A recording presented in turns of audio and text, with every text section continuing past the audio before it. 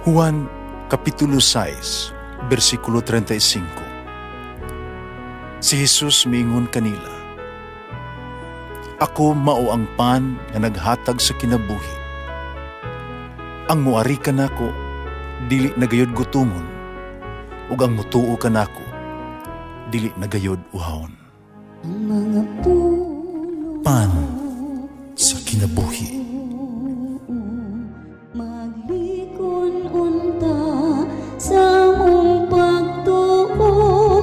Gagaka kami sa pagtuman sa imong mahal nga kasuguan. Ginuman na kaninyo. Santos Ebanghelyo sumala ni San Mateo.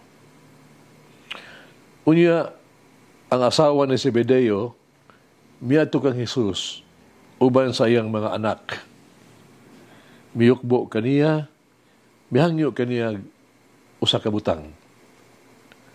Nangutana si Jesus kaniya, "Unsa may imong gusto?" Siya mitubag, "Isaad kanako nga kining duha ko ka anak, palingkuron mo sa imong tuo ug sa imong wala, kung maghari ka na." Si Jesus mitubag kanila, "Wala kamo masayod sa inyong gipangayo. Magkahing mo ba kamo pag-inom sa kupa nga sa dili madugay akong imnan?" Sila mitubag, "Oo, makahimo." Si Jesus mingon kanila, "Kamo makainom gayud gikan sa akong kupa.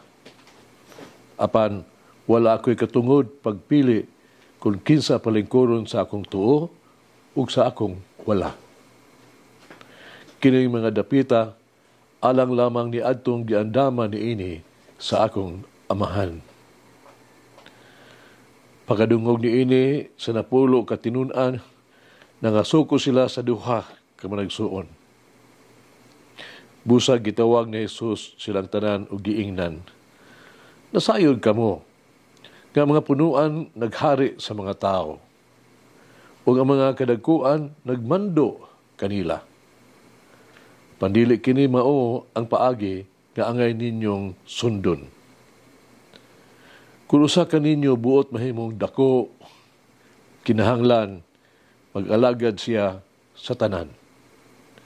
Ug kung usa ka ninyo buot nga mulabaw sa tanan, kinahanglan nga magpaulipon siya ninyo. Sama sa anak sa tao, nga wala mo anhi haron alagaran, kundi aron pag-alagad o paghatag sa iyang kinabuhi aron pagluwas sa daghang mga tao."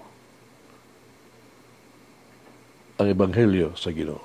Pasalamati ang Ginoo, kay siya maayo.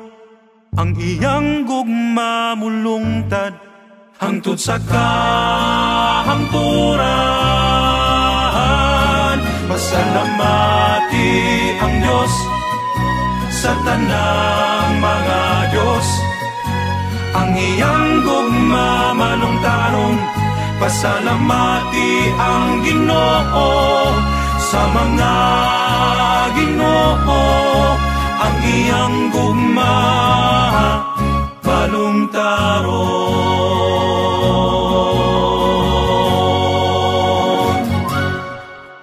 Ebanghelyo karon dinhi ato ang makita ang kalibutanong mga ambisyon sa mga disipulos. Sa pagiha. Una na, sa Ebanghelyo karon, ang inahan ni Santiago ug ni Juan nagunahunag gihapon sa mga personal nga ganti ba. Nagunahuna siya nga sa personal nga himaya bisag walay personal nga sakripisyo. Busa siya uban siya mga anak nga lalaki, niduol ni Kristo uban sa murag gitawag og hakog kaayo nga ambisyon. Sila adunay sayop nga konsepto biya sa pagkahalangdon. Gihangyo niya si Jesus pagpalingkod sa iyahang mga anak, ang usa siyang tuo, ang usa siyang wala. Verse 21 katong nabasa karon. Ang paglingkod sa tuo ug sa wala nagpasabot pang kinig usa ka possession of authority, glory, kahimayaan, ug sa gipaboran nga kahimtang ba, favored place. Ug ang anaa sa tuo giisip usab nga mao'y sumusunod. Ikaduha, ang laing napulog ka-apostoles, no? Nangasuko. Ganun man tungkol kay murag bypass sila. Nagunaw na sila nga sila mas kwalifikado. Dapat silang mauna. Apa si Jesus wala masuko. Wala siya kawadi sa iyang itawag ito ka, of course, yung paglaom. Nagtuog hapon siya kanila, misalig hapon siya kanila. Gani ang iyang gibuhat, no? Matinugdanon sa mga pulong, no? Gitulid ni Jesus ang ilang mga sayop ng mga ideya sa pagkahalang doon. Yang giingnan sila sa pag-inom sa kupa nga iyahang pag-aimnan. Verse 22. Tining simbolo kini sa Old Testament sa maabot ng pag-antos ni Kristo, ang kupa. Ang propeta nga si Ezekiel nag-ingon tungkol pa niya, ang kupa sa imong igsuong nga babae, imong imnon, o hilabihan ka unya kalapad o kalalum, nga makakupot ka sa hilabihan, nga puno sa kalaglagan o kasubo, usa ka kupa sa kaguol, kupa sa imong igsuong babae. Chapter 23, verse 32. Busa sa yanong pulong sa Jesus nangutana kanila, anda ba kamo nga isalikway ug tamayon tungod sa pagpadayon sa kuang buluhaton?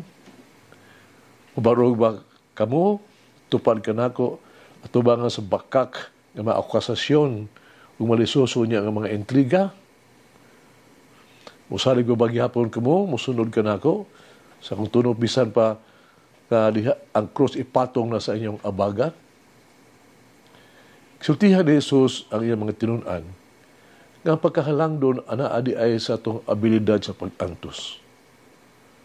Uban kaniya o alang kaniya. Ang pagkaanaa sa tuo o sa wala na Jesus, pinagi sa tuang pagkaanaa usab sa pagdawat o pagpasan siyang krus.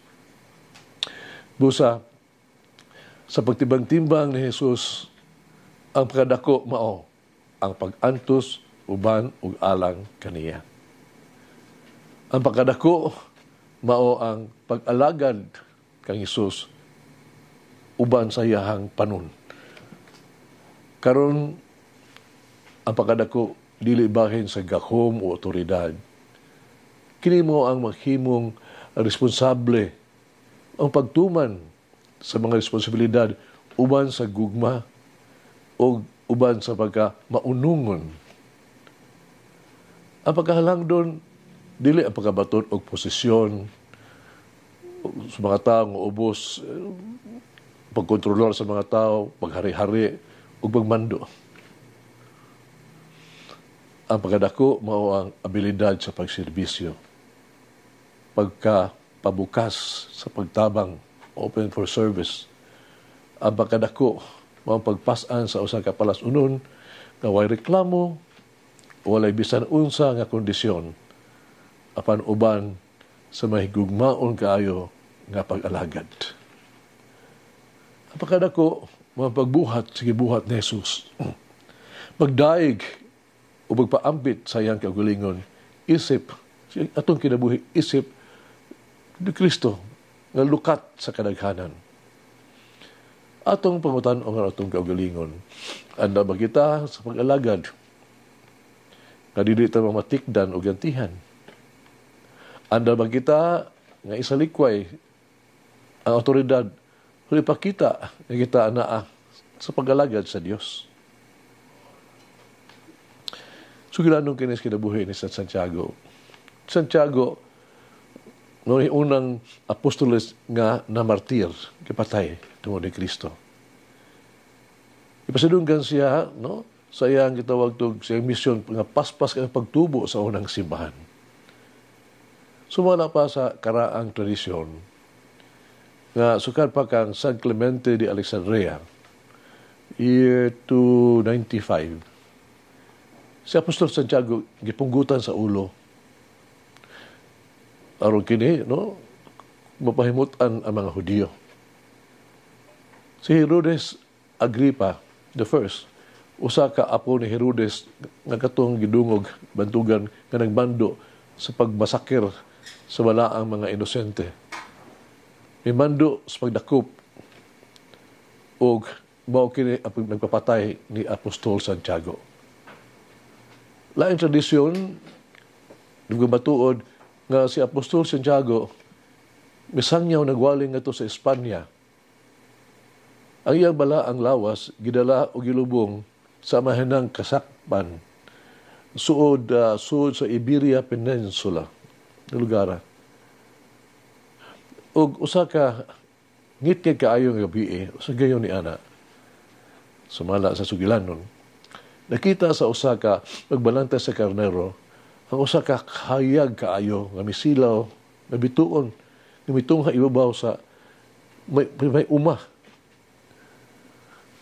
Niana nga dapit diin ang bituon nga nakita nga karon na ilhana nga Compostela Starfield.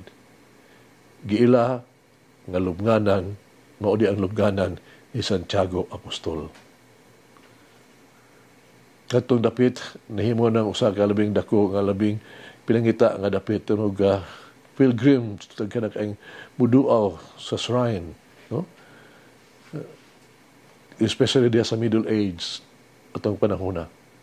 Ang lugar kasagaran kini, the site is now called, no, Camino de Santiago.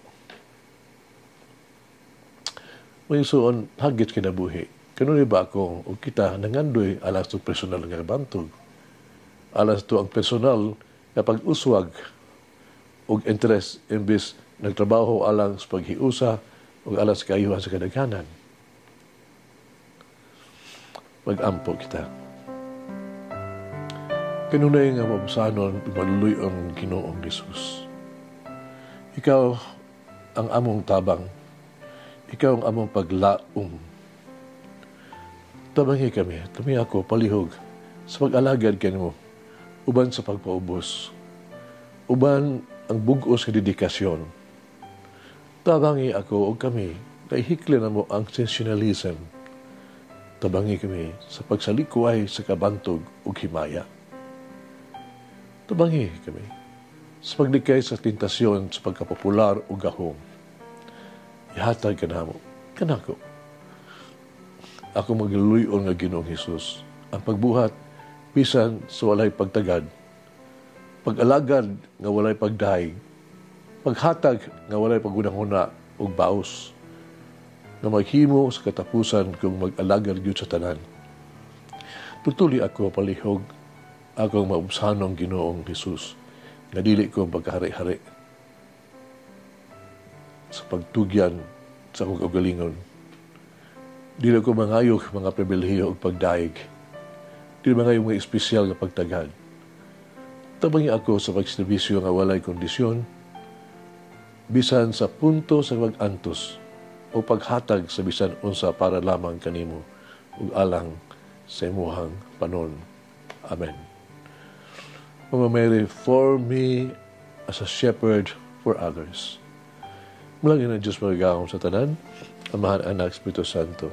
Amen. May the Lord of the divine mercy bless us all, heal us from all diseases and suffering. Ayun unta niya kita, tanang mga sakit na sa lawas o sa kalag, body and soul. In the name of the Father, the Son, and of the Holy Spirit. Jesus, I trust in you. Amen. Whoever eats the bread of life will never hunger, says the Lord. Kay galaan inyo nabati ang pagpaambit ug hamubong pamalandong sa pulong sa Dios pinaagi sa tulumanon. Pan sa kinabuhi nga gidumala ni Monsignor Daddy Silva. Hangtod na usab sa sunod higayon, daghang salamat. The bread of life.